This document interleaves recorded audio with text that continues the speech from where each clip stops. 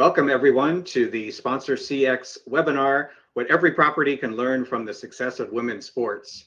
I'll be your host today, Jim Andrews, and joining me, I couldn't be more excited, is Sara Arnold, who is the Vice President of Corporate Partnerships for the Chicago Stars FC. Laura, it's great to have you with us. Of course, the National Women's Soccer League season just got underway, so I was shocked when you said yes, you would do this now. I know you've been crazy busy, and congrats on the home opening win on Sunday up in Evanston. And on a very cold Chicago afternoon, it was about 70 the day before, and it was about 35 on Sunday. Yeah, it was 35 and just crazy wind. I mean, it was a windy city, but I think I saw TikToks where people were like blowing off their balconies. We would try to keep the ball still for a foul and it would move, and it was interesting. And I think we were the underdogs in that match. So it was great to get the W and start the season off at home with a win. We have another game tomorrow night. So our athletes actually have 3 games this week. So Sunday, Wednesday, and Saturday. So to start it off on the top is great, and hopefully we'll continue that momentum up in Evanston. Absolutely. We'll talk more about that in a bit. But let me give you everybody a little bit of background on you. If you don't know Sara, she's been with the Stars now coming up on 2 years. It was June of 2024, and you came to Chicago. Brought with you a wealth of experience across a lot of different sports and leagues, including 4 years in Arizona. Most recently working on some pretty well-known events, the Super Bowl, Final Four, NCAA men's and women's Final Four, or men's Final Four, I should say. And prior to that, 10 years in Atlanta with the Braves of Major League Baseball, working in corporate partnerships there. So, like I said, a wealth of experience, and also just, a really great perspective on what it's like to seek out and secure corporate partners in both women's sports and men's sports and in different geographic markets. So, and I think that's really valuable with all of the different folks that we have joining us today from a lot of different types of properties, some sports, some government and municipal folks, some museums. We're kind of all over the board, which is great. So that's a nice way of saying you move a lot. So yes. Most people in this business do, I think, right? You do have to. So yeah. Yeah. So, obviously that's a very broad topic that we've started off, that we've given ourselves to dive into today, and trying to distill just everything that's happening in women's sports and extract some meaningful lessons from that is a difficult task, because there is so much going on. I mean, every morning I open up my email and there's another women's sports marketing story and data points and all that kind of stuff, which is great. It's such an exciting time, and I want to commend you, because I know you've done some of that work, really looking kind of holistically at what's happening, and you can share some of those learnings with us today. And before we start kind of having a conversation, I'd really love to have you share. I think we've got a handful of slides that you prepared that really kind of give us the lay of the land. So why don't we start off with those? Yeah, absolutely. I think you nailed it. Like, the data is moving faster than the audience and sponsorships and investments. So, in the seat that I'm in, sometimes that's really challenging, but it's really fun because it's all very positive momentum. And I think what we're really seeing in women's sports is that this data is no longer theoretical. Like, we're able, with this growth of women's sports, to really showcase that it's documented, right? Like you see on the slide, 86% of brands that invest women's, they get their ROI met or exceeded. We have some other data points out on here that show an ROI for investing in women's sports is 1 to 7 on your dollar versus 1 to 3 in men's sports. So I think the biggest takeaway on this slide is just that there is brand value there. The data is there. It's actually factual versus kind of theoretical, as it has been in the past, now that we've seen the women's movement continue to grow. For me in the sponsorship chair, it's tough to create long-term deals like you're used to in men's sports that kind of transcend 5-10 year deals when the escalators aren't going to match over the term of the deal with the growth of women's sports and valuations. If you go to the next slide, I think what's really exciting is who the fan is. So, we see a big difference in who the fan is, that we'll get into the difference in men's and women's partnerships as we continue to chat. But they're younger, so they're millennial, they're Gen Z, they're a little bit more affluent than your standard fan. And the 47% of female fans and growing is up from 2022, but it's the fastest gain in sports. So we really, at the Stars, we're 55% men, 45% women. But we're seeing that grow as well as we look at our opportunity fans and how we're growing into different kind of areas of Chicago and the Midwest. For us, that's not on here is they are avid, value-driven, remarkably loyal to brands that show up often with intention and authentically. So that's really important to us too when we're building these sponsorships, is we really need to make sure that we're telling the story and it's not just a brand play, because our fans are smarter and more affluent and have more disposable income, and they're growing, which is really great. That's awesome. Yeah, and then this one is really interesting. It's kind of this last domino that we put, the data's there. We're seeing the valuations are up on WNBA with their new deal. With, I think, a new report came out on valuations of NWSL teams, that just new data since I built this slide, because that tends to happen all the time when we're building decks. Our athletes are global stars. Media rights have tripled, right? We're getting infrastructure. We just announced new performance center that we're building. Fan growth is kind of undeniable, but the domino that still hasn't fallen for us is that sponsorship gap. So you can see here that 9% of sports media spend goes to women's sports, despite kind of that outsized ROI that we talked about. So that's kind of creating this opportunity, a little bit of urgency. We really feel that the brands that move in the next 12 to 18 months will own the space for this generation. There's a little bit more opportunity window than there is in men's sports, and that growth is very disjointed from your investment to the ROI that you receive. So this is kind of showing we have valuations, athletes, media rights, infrastructure, fan growth, and we're still kind of waiting in that flywheel for sponsorships to make that full 360 approach. For us, it's so fun to be a part of this flywheel. We're building the plane as we're flying it, right? There's discoverability that's happening with the media rights, and then we're getting butts in seats, and then we're getting fan avidity, and we're getting audiences, and that last piece is always in that flywheel. Brands want to be a part of that and invest in that to get invested back into. So we're kind of watching it in real time, this flywheel be created, and it's really fun. Sometimes it's really frustrating, but it's exciting to be a part of. So this kind of shows where brand spends are and reasons why they haven't moved yet as well. Yeah, and that, just before we go on, raises an interesting question for me that I just thought of, in terms of, now that you're in this role, as I said, almost 2 years, even in that short a period of time, have the conversations kind of changed? I know obviously every conversation you have is going to be different, yeah.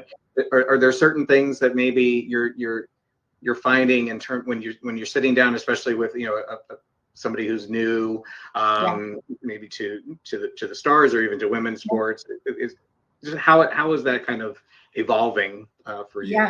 Yeah, I mean, it's constantly evolving. We have really great brand partners that have been with the Stars since before our new ownership took place, and kind of saying your investment is here, and we want to stay loyal to that investment and your loyalty to us, but the benchmark is up here. So those are conversations we're having, and that's an interesting place to be, of do you really reward who's stuck with you when the NWSL wasn't where it's at, or you think about it from a revenue lens.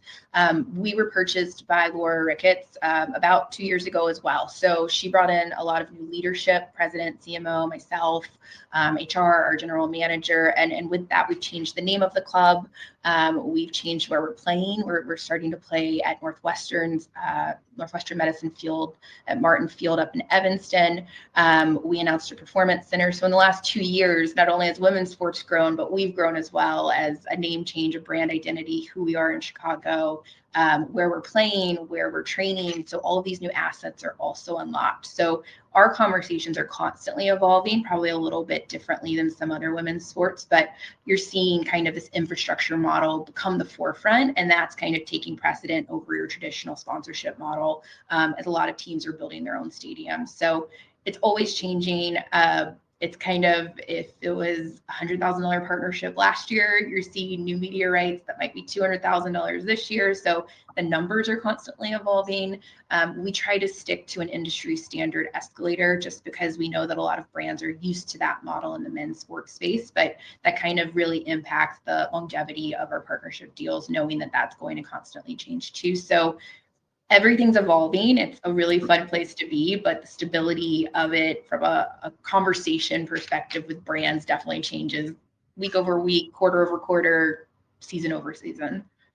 Yeah, and it's we could do a whole nother webinar on valuation and things like that. That's for all of us who have been in a sponsorship sales role, that can often be really challenging, even if you are delivering exponentially more value because you've added whatever type of either asset or something. In your case with that, those media rights packages. It's hard to just say to a brand, okay, well, now you need to double your sponsorship because we're giving you double the value. Even though that's actually, I mean, it would be legitimate, right? Totally. I'm giving you twice the value. But the data backs it up, but it's not always right what the budget lines are and what CFOs feel. So that's kind of where we're seeing a little bit of the 9%. I think the other thing that's really interesting in women's sports is, I think we'll get into it probably in the next question a little bit, is just the difference in their partnership models. So there are pieces of women's sports partnerships that our fans really and our consumers really react to that aren't easily measurable. So the sentiment pieces, the community pieces, and that's a lot of where partnerships are built. So while we do show media impressions and things that are usual in the men's sports space, we're still trying to really quantify and identify how are we measuring some of these other pieces that we know are what our fans react to the most. So that's a little bit of a challenge in the conversations as well.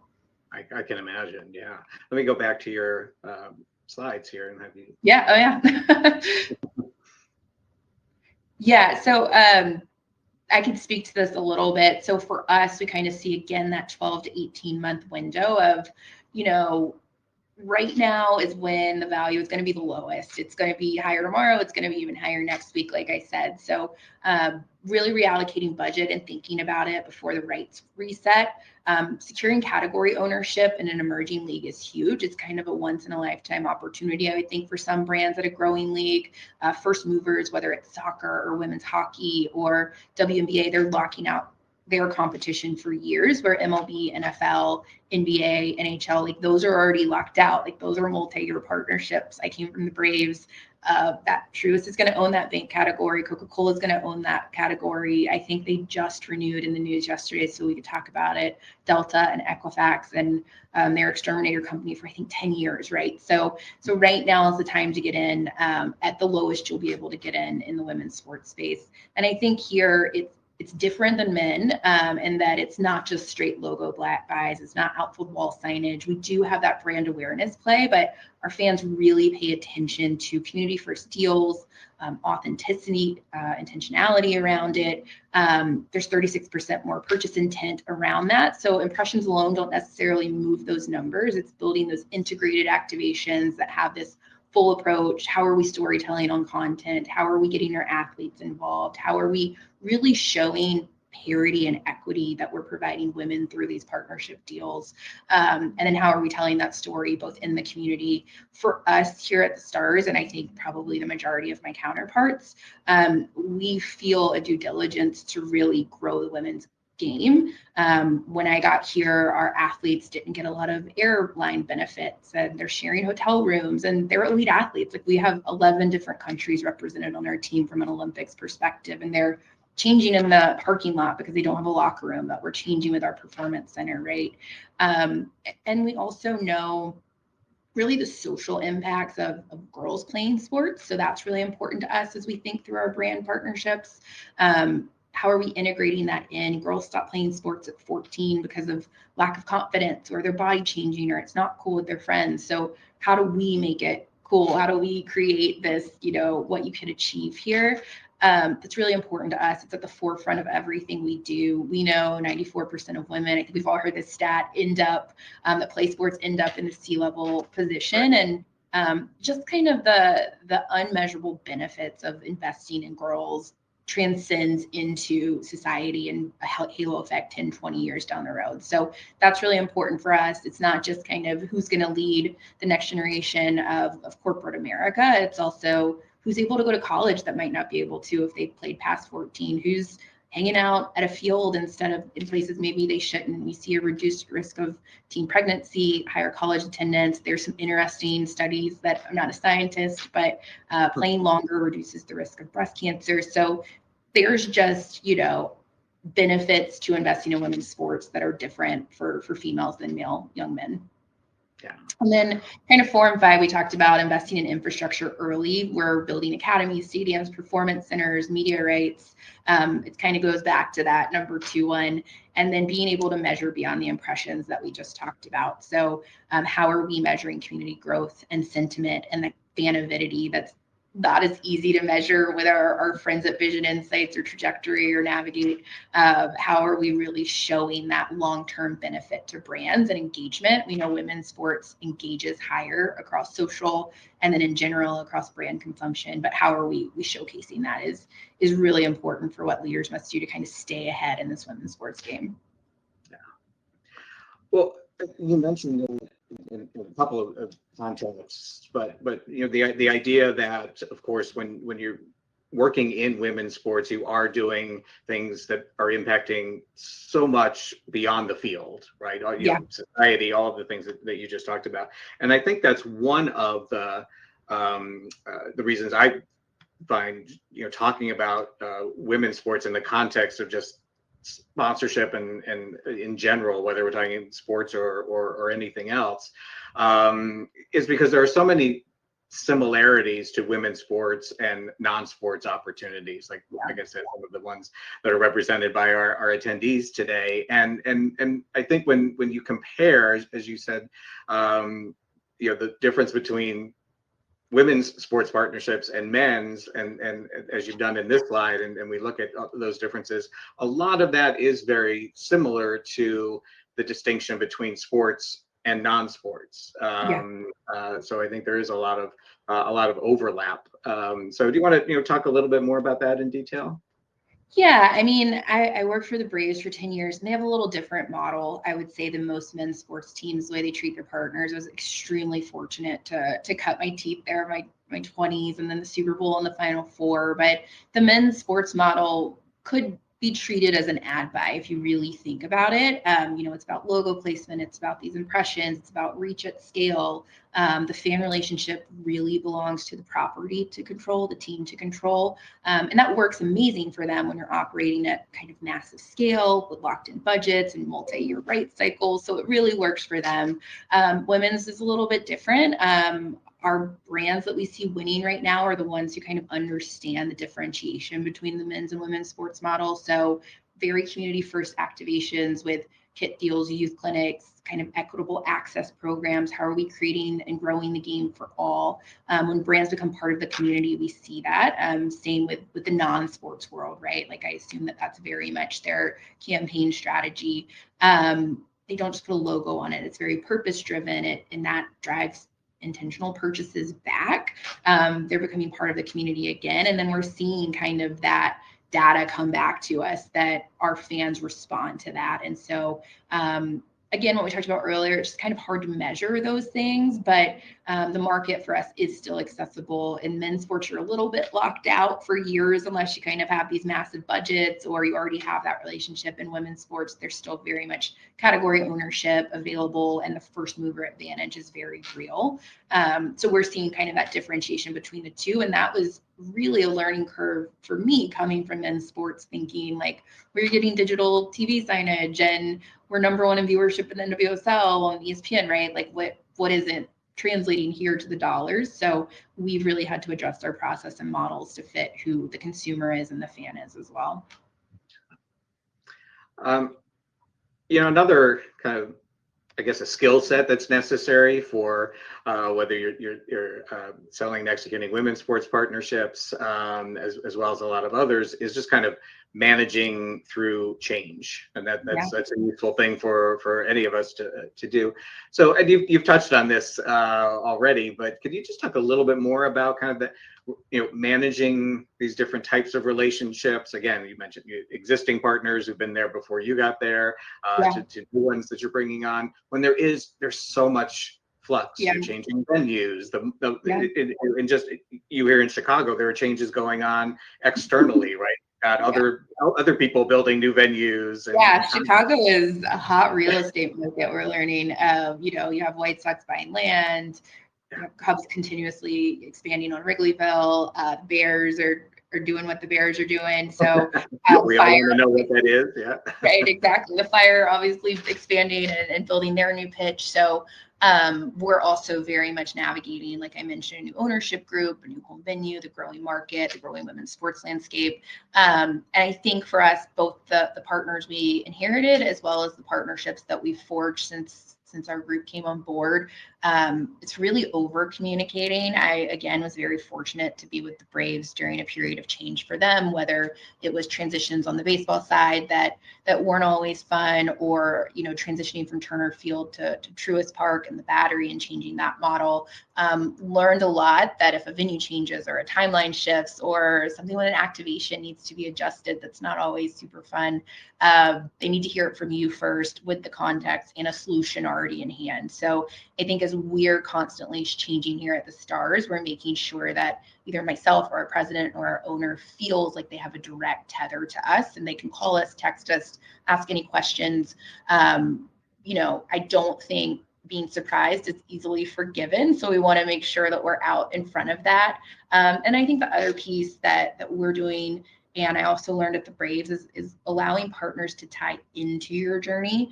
If you sell a naming rights for a stadium or a performance center before a shovel's in the ground, a partner is going to be able to build along with you. It's a blank canvas that their fingerprints are on. And they're more likely to be very proud of that than saying your logo is going on this wall that exists. So as long as they're co-building with you and involving them in some of those programming decisions, which you really get to do in women's sports. There's not like we've always done this is how it's done. You get to build along with partners. They're proud of that. They're happy to put their name on that, and they're more likely to year over year come back to you. And so that's just been kind of a relationship management piece as we kind of look strategically at our partners. Awesome. I'm doing this because I was so excited to talk to you. I just jumped in. I should mention to everyone that we would love to have your questions. There is a Q&A. What's that? No, I would love any questions. So. No. So please, you can type those in the Q&A box, and we might take some on the fly. We might save some. I've got a few more questions, of course, that I'm going to ask Sara. But I definitely want to remind everyone we would love to have you ask your questions. You've got such a knowledgeable and insightful sponsorship person here. Take advantage of that opportunity. So let's talk about some of the actual partnerships that you have now at the Stars, Sara. One of the things that jumps out to me, and it's a topic that I've been interested in and talking to other people about too, is the number of what I would call non-household names on your roster. You've got brands such as Nellispec, Sloan, that's not Anheuser-Busch and Coke, right? So just, we're seeing so much more interest in sponsorship from brands that are not the usual suspects, which is great. It's and they're smaller companies, or they're companies that are in non-traditional, I would say, sponsorship categories. I'm sure there's a lot of great pluses to working with those kinds of brands, but maybe there's a few challenges as well. So can you talk about your relationship with some of those household names?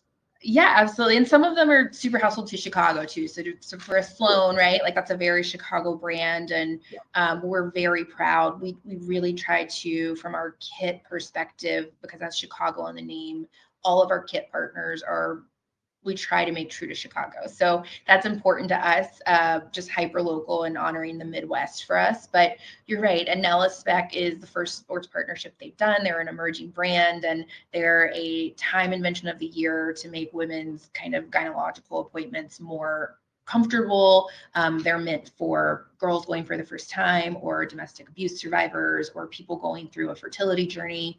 And then really for everybody. And I think women's sports gives us a platform that maybe the Bears can't talk about in that sense and be taken in the same way. And so that's really important to us, that we recognize the platform that differentiates us from our 6 other teams in the Chicago market, to be able to talk about. But, there's a lot of pros with emerging brands. They don't have the same playbook they're running 50 times or 500 times that you're seeing throughout.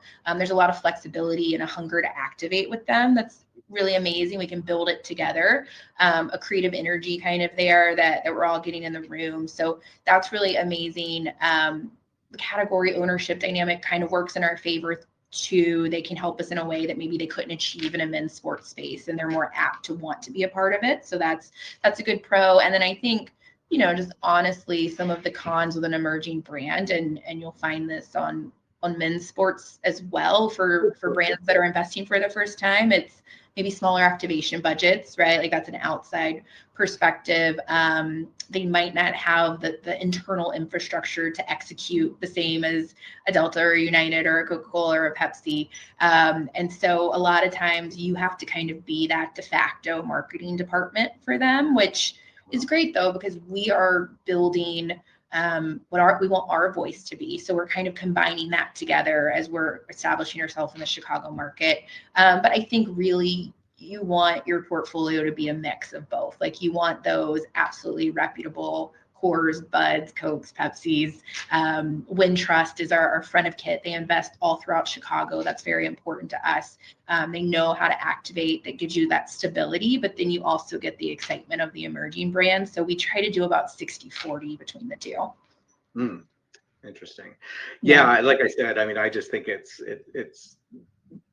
really kind of in many ways can kind of challenge the skills of the sponsorship team, whether it's the sales folks, the activation folks, and I think that's good, right?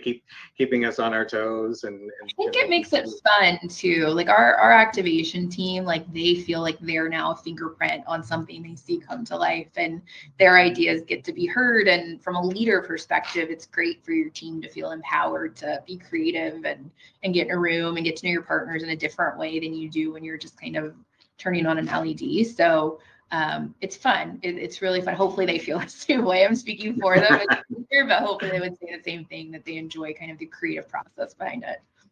Yeah. And do you find that they kind of, for those of us who've been doing it for quite a while, I mean, we all know how important activation is, right? That you shouldn't be entering into a sponsorship thinking you're just going to buy a bunch of assets and that's going to be it. Do some of these newer brands or non-traditional categories, are you finding that they get that again, they may have smaller budgets for sure, but they have the desire at least and the understanding that they need to activate?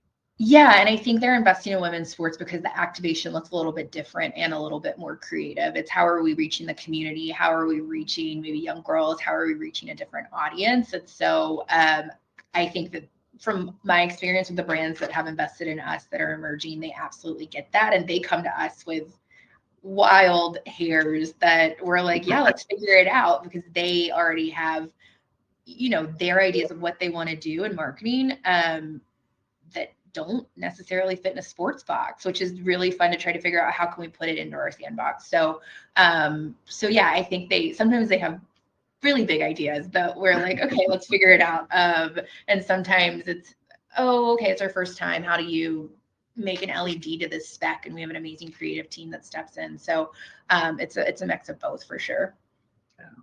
And how about on the kind of the evaluation measurement side? I mean, obviously, when you're talking to some of the brands that have been around for a while, they have very kind of sophisticated ways that they look at evaluating the performance of the partnerships. Is that something? Are there expectations on delivering return on investment from the smaller or non-traditional companies?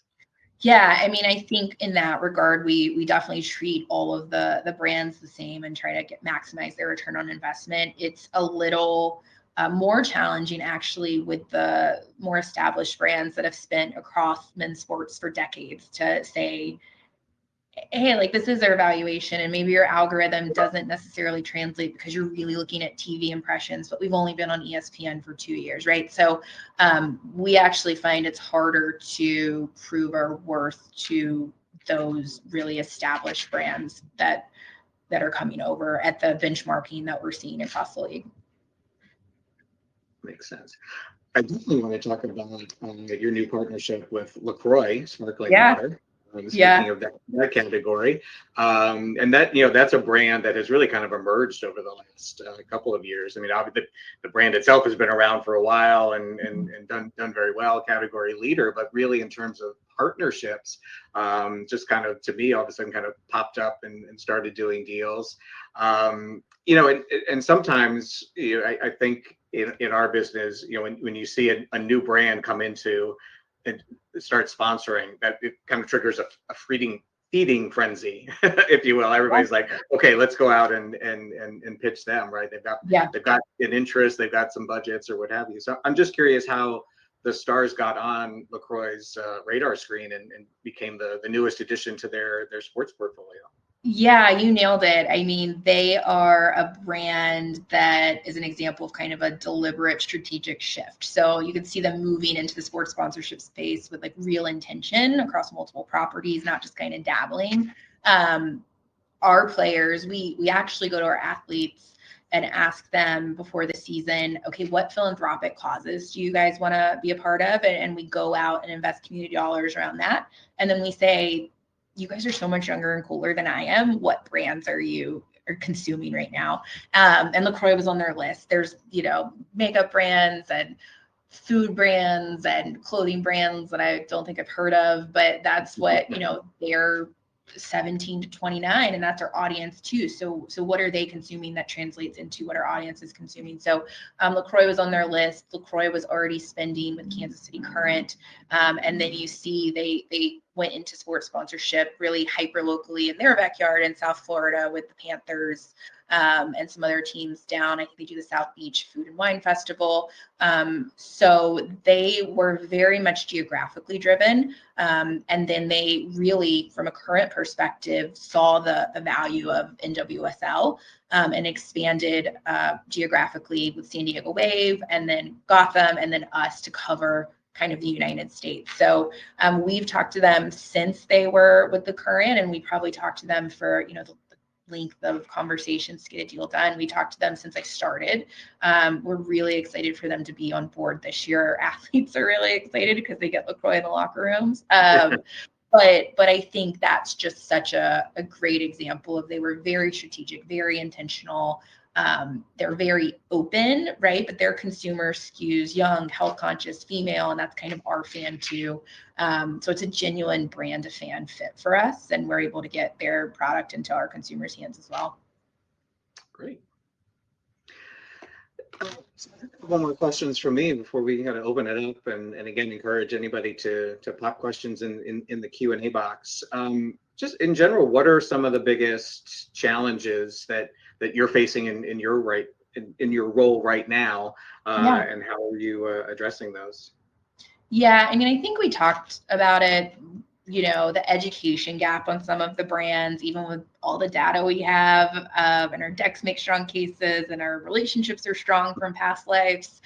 We still walk into rooms where decision makers are kind of operating on outdated assumptions, and they're not as maybe familiar or sophisticated with the way that women's sports is growing. So it's really just re-educating the market is a huge, I wouldn't say challenge right now, but it's a lot of time where you don't have that time that you have to do in men's sports. So that's interesting, right? Like if you're the Braves, people know you're the Braves. If you're the Super Bowl, people know you're the Super Bowl. You don't have to prove your worth all the time.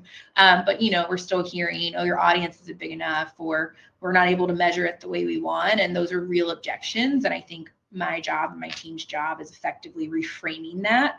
So it's not charity, it's strategy. It's a smart investment. It's smart business. So the good news is as we get on Sunday ESPN and Amazon Prime on Friday and the CBA with WNBA, right? Like these numbers are increasing. So it's less of a trust me conversation and more of the data driven conversation. And I think the other challenge is really just how fast the market is moving. We, field a lot of inbound interest. When you talk about activation, it's making sure that as you're servicing partners, you're still giving them that same level, but making sure your infrastructure on your team is keeping up with that. So, for me, from a P&L perspective, is that do we continue to grow our sales team because we know the dollars are out there from revenue, but we want to make sure that we're not absolutely killing our activation team on that. So just making sure, we have the right team, the right infrastructure to execute on what we're selling at the level we want to. And then I think the other bucket is just, again, how fast it's moving. The data is old the second it goes out the door, and making sure that our rates are there. We're not diluting our product, but we're also in Chicago where we have soccer and women's basketball and 2 baseball teams and football and all the things. So we want to be competitive in the Chicago market as well as keep up with our friends throughout the league. So it's a constant rate card game, I would say, and that's a little difficult too. Yeah, no, I can imagine. You mentioned data and being data driven and leading with that, and you're not leading with the biggest numbers. And that, I think, again, it's something that people have heard me say so many times is having good data, especially on your fans and the other people in your spheres of influence, is so important, especially for smaller properties, again, non-sports properties, who aren't delivering millions and millions of eyeballs. Where I guess the question would be for you, what are you finding is really the most significant kind of data that's really helping to move conversations forward? Is it showcasing who the folks are that are kind of coming to your games and watching your games, or is it something else?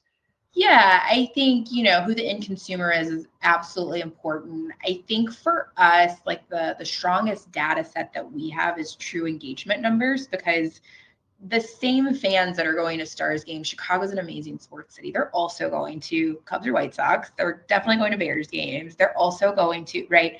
And so how are we telling the story? But how are we also showing that they're paying attention to the story? And I think that's what differentiates women's sports from men's sports is we have the highest engagement rate on all social across all teams in Chicago.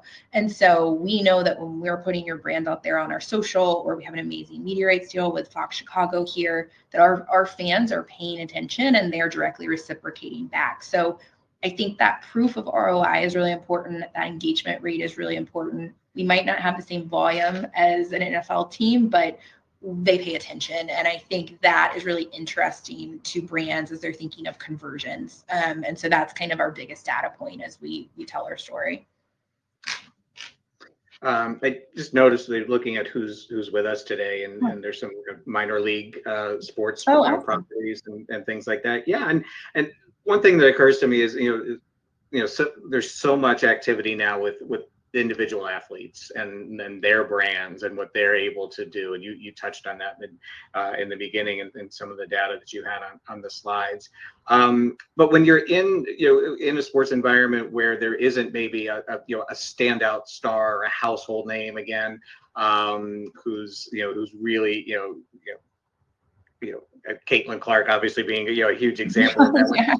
When you have a team that's made up of great players who are not Caitlin Clarks in terms of their notoriety, is that something where are you working with those players to help either introduce them to your partners or help them kind of build their brands? I imagine there's a little bit more kind of cooperation and involvement. Yeah, there's a couple of answers to that. We have Mal Swanson on our team, and she was down out celebrating life. She had a baby. So she's back this year, which we're really excited about. But, she was the face of the franchise, and she's part of Triple Espresso. And we're so excited to have her back from her skill set and her marketing reach. But with that, we really did grow our team younger. We have 3 amazing rookies this year on our team: a Stanford grad, a UCLA grad, a Carolina grad. We have Brianna Pinto on our team who went to Yale and biochemistry major and volunteers and cancer research centers in our off season.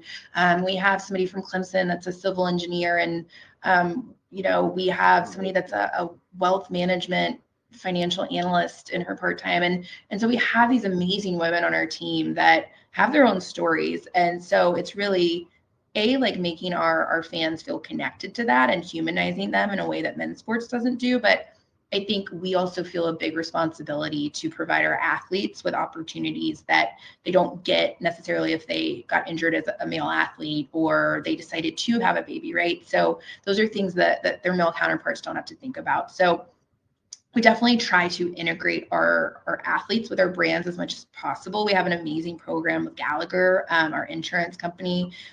We have an internship program with them where our players go and they do a cohort with players from the Falcons and Jaguars and some of their other properties.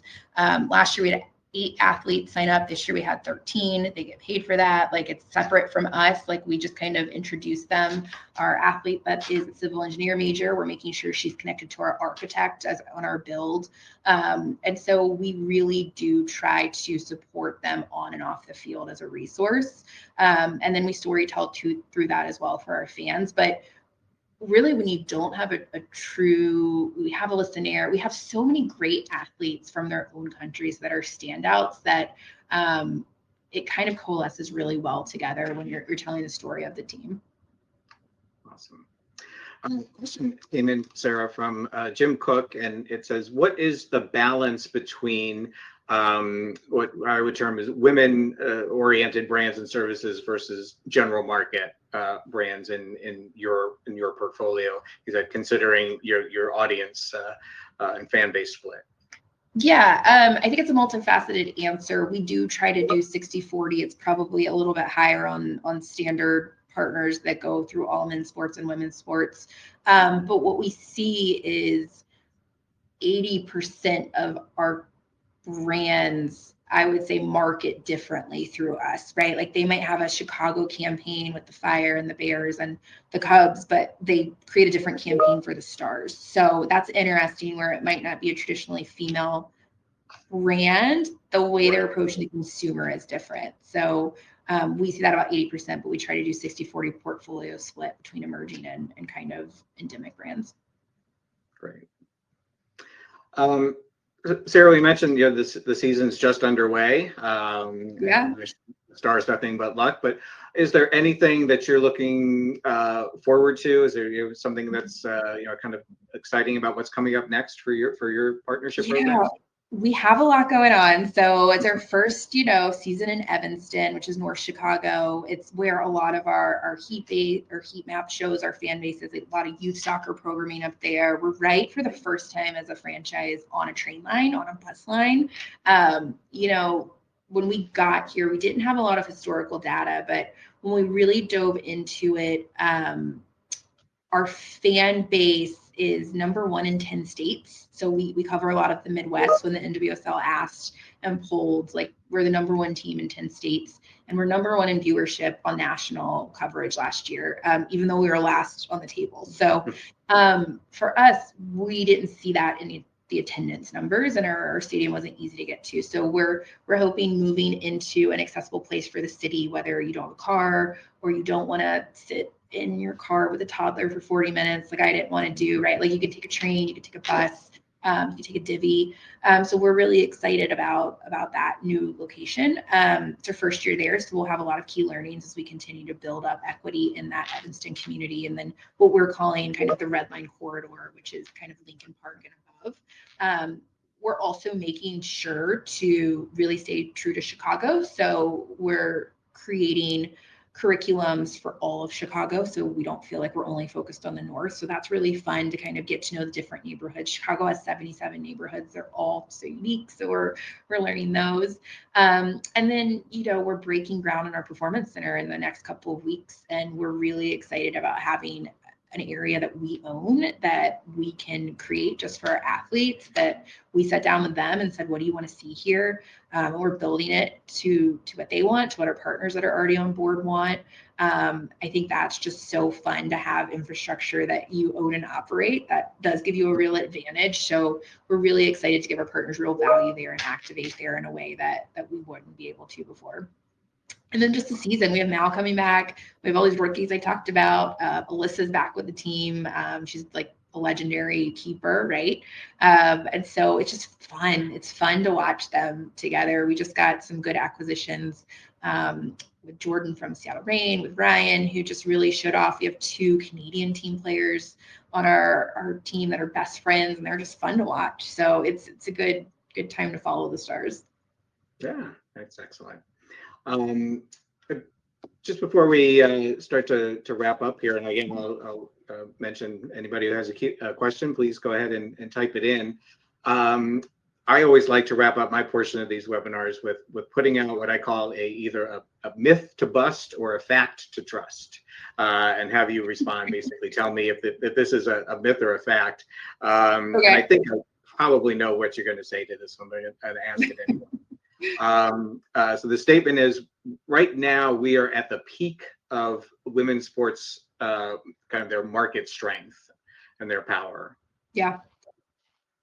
That's the statement. That's it. That's period at the end of that.